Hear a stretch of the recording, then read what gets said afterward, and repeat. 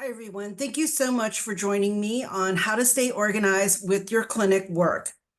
The first video that I wanted to create for you was about utilizing tools such as folders and favorites to stay organized with all of your clinic work.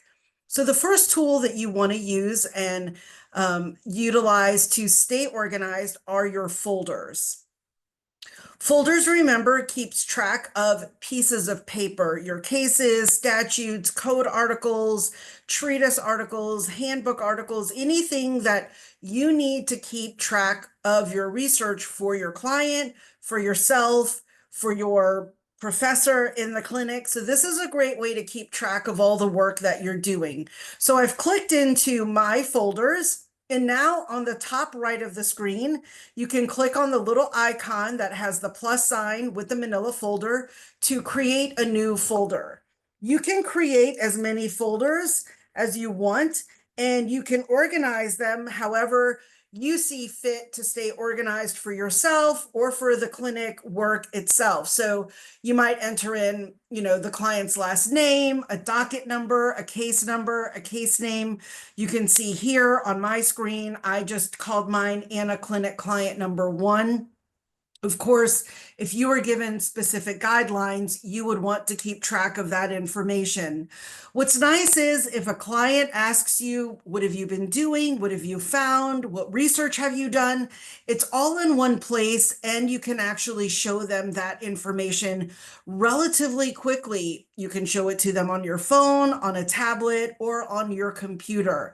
You can have as many folders as you want. So if you are working on multiple projects, multiple issues, you can even sub-organize your folders as well. So don't feel like you just have to have one big folder. Let's say I click into Anna Clinic Client Number 1. I can create a folder underneath that clinic folder as well. So you can see here that it's in Clinic Client Number 1. I can enter in another issue, burden of proof, perhaps. Maybe that's the issue that I'm researching. And I need a separate folder within that client's information on that research.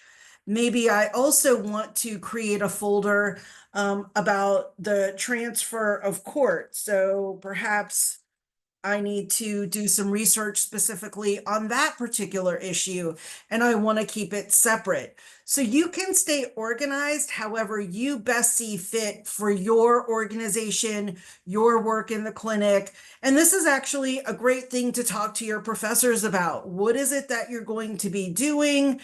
How much research is going to be happening? So again, you can keep track of the research the way that you want to. The next feature is right next to folders, and it's My Links, and I will click where it says View All Favorites. Favorites are places on Westlaw that you know that you're going to be accessing over and over again. And so you can see here that I have favorites by professor, by schools, by projects.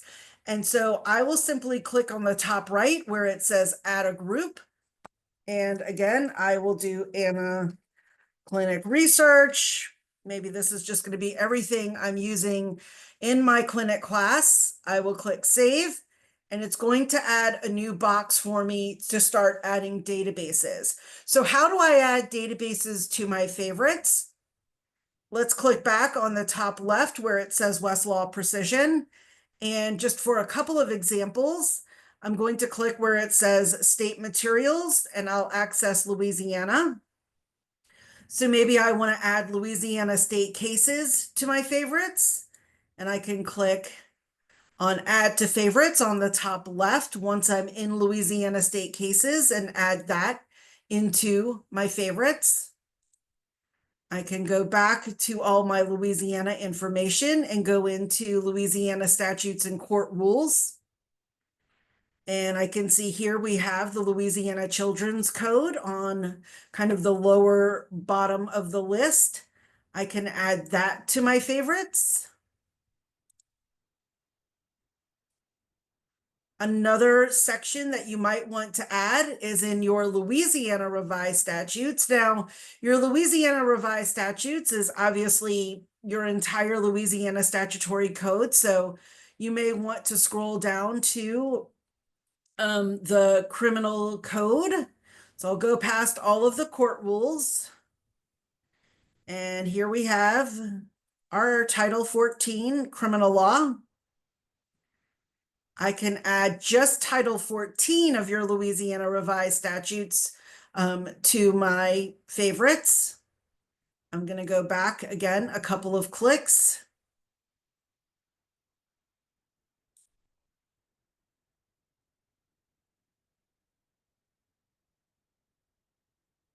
And then the next place I want to click into is the list for all Louisiana secondary sources. Secondary sources can be one of your best friends, especially if this is a new practice area for you. So definitely one of the ones that you want to add here is your Louisiana Children's Code Handbook, probably your best friend. I will click Add to Favorites and add that to my clinic research. And then maybe I want to go back and check anything in Louisiana secondary sources that maybe I've didn't think of adding. So here we have a lot of civil procedure, obligations, criminal jury instructions. Here we have criminal trial practice. Don't know if you need that, but let's just say in case you do, you could add all of this. Again, client counseling, pre-trial, trial, post-trial. That might be important. And I will click that into my Anna Clinic research. You can see I have an old juvenile law clinic favorites going there. I will go back to Louisiana secondary sources again, just to finish going through the list to see if there's anything else that perhaps maybe I would want to have in my favorites, at least right now. There's Louisiana Trial Handbook. Again, not sure if you need that. I'll add it just in case you want to add that to your favorites.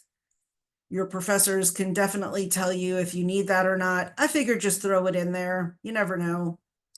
All right, and just a few more, just go through the list. We have just all the journals, civil law treatise volumes, and again, nothing else that I think might be helpful here. So now that I've added those to my favorites, what does that do for me? So adding those to my favorites, now I have all of these in one place. I don't have to keep going through the directory over and over again each time to find them. They're all right here in one place, and I can search them all at one time. So let's say I have a question and I want to ask the question to myself, if the client is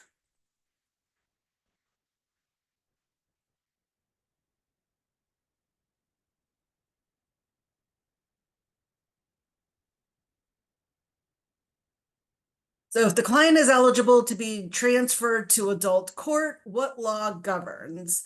And so here we have our results, and they're all in the databases that I selected. So here we have in the Louisiana Trial Handbook, the Criminal Code, the Louisiana Children's Code, Title 14, and the Louisiana Revised Statutes, the Louisiana Children's Code, and Louisiana State Cases. So if I click into the Louisiana Children's Code, I can look through here to see if any of these might be helpful for me. So here we have where decision to transfer juvenile for trial as an adult was made. So perhaps this section might be useful for me. This is in our Louisiana statutes in the Children's Code. I can click into this statute, this section, to see if this is actually the section I need. Again, that's up for you to decide. I could click on the table of contents. Now, maybe I'm not sure if this is the exact one that I need, but maybe I feel like I'm close. I can click on the table of contents over on the top left on that button and see surrounding sections. So here we have Transferred hearing, required findings. So maybe that's the section perhaps that might be a little bit better. So that's how you can keep track of all the databases that you know you'll like and keep them all together and conduct your searches and then start utilizing those tools that you need. So here we have transfer hearing required findings. So in order for motion to transfer a child to be granted, the burden shall be put upon the state to prove all of the following. And so you have all of these things that need to be met. I could click on notes of decisions to help expand my research and find some cases that might be helpful as well. So this is definitely a good place to find additional research, cases, and things like that. You can also go into KeyCite citing references to find additional materials. Maybe right now you don't have time to go through all of this, and you perhaps want to save some of these cases from KeyCite. It's a great time to drop some of these off into your folder that you created or create a new folder. So I could tag all 17 of these and then drop these into a folder. So here I have my clinic client number 1. Maybe these will all now go into my transfer of court folder that I created. So easy breezy. I did my search. I found an article that was applicable. I utilized KeyCite and the notes of decisions to find information and save them into my folder. I can also click on secondary sources. Don't forget about your secondary sources. This is a great way to find explanations of the law, guidance from experts in our state, as well as in this practice area. So anytime you see something from a secondary source that is cited by a statute or by a case, this is a great time to take a look at this information. And what I love about secondary sources is you can tell a lot about the article based on the title of the article and what it's going to cover. You know, the decision of waiving juvenile court jurisdiction, who should decide, an assessment of access to counsel and quality representation in delinquency proceedings. Again, lowering the age at which, juveniles can be transferred to adult criminal court. And some of these are from, different jurisdictions such as San Diego. This one is in California. So it might not essentially be, our jurisdiction, but it might help give you understanding, and it might teach you a little bit about something you're unfamiliar with. And that's what I love about secondary sources. So those were just some of the things that I wanted to show you in staying organized. So keep following along with a few of the other videos that I'm working on for you, and I hope you find these helpful. Thank you so much.